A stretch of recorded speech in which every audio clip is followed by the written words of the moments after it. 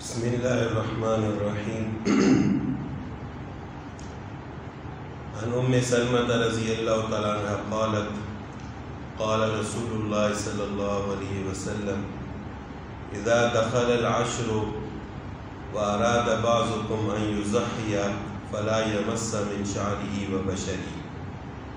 ذو الحجہ کا مہینہ قریب ہے، آج 24 ذو القعدہ ہے،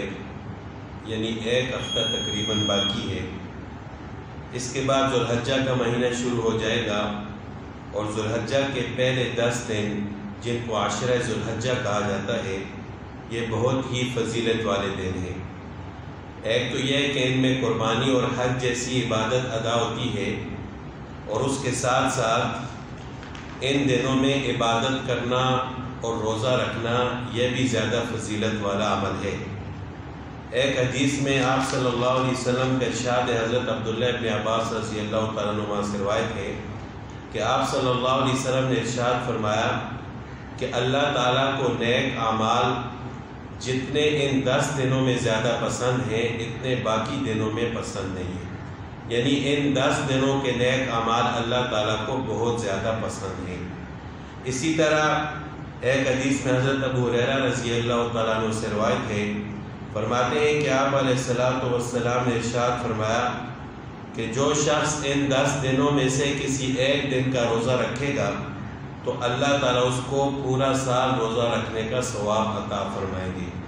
اور جو شخص ان 10 راتوں میں سے ایک رات جاگ کر گزارے گا، عبادت کرے گا، تو اللہ تعالیٰ اس کو لیلۃ القدر کی عبادت کے برابر ثواب عطا فرمائیں گے۔ تو یہ کتنی فضیلت والی راتیں اور فضیلت والے دن ہیں۔ تو جو شخص قربانی کرنے کا ارادہ رکھتا ہو، اس کے لیے مستحب یہ ہے کہ وہ ذو الحجہ کا چاند نظر آنے سے لے کر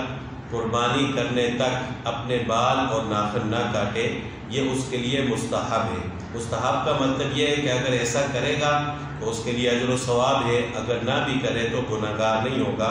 اس میں حکمت یہ ہے کہ تاکہ اس کی مشابہت حاجیوں کے ساتھ ہو جائے، یعنی جو شخص حج کرنے کے لیے جاتا ہے، احرام کی حالت میں وہ بال اور ناخن نہیں کاٹ سکتا، تو قربانی کرنے والا بھی ان 10 دنوں میں بال اور ناخن نہ کاٹے تاکہ اس کی مشابہت حاجیوں کے ساتھ ہو جائے۔ تو یہ مستحب بھی ان لوگوں کے لیے ہے جن پر قربانی واجب ہے، یعنی جنہوں نے قربانی کرنی ہے، اور جن لوگوں نے قربانی نہیں کرنی، ان پر قربانی واجب نہیں ہے، وہ استطاعت نہیں رکھتے، تو ان کے لیے ایسا کرنا مستحب نہیں ہے۔ تو ذو الحجہ کا مہینہ شروع ہونے سے پہلے جن لوگوں کا قربانی کرنے کا ارادہ ہے، ان پر قربانی واجب ہے، تو اس سے پہلے وہ اپنے بال اور ناخن کاٹ دیں تاکہ قربانی کرنے تک ان کو دوبارہ کاٹنے کی ضرورت نہ پڑے۔ اور جو ہی ذو الحجہ کا مہینہ شروع ہو تو ان 10 دنوں میں زیادہ سے زیادہ عبادت کرنے اور روزہ رکھنے کا اہتمام کرنا چاہیے۔ اللہ تعالیٰ ہم سب کو عمل کرنے کی توفیق عطا فرمائے۔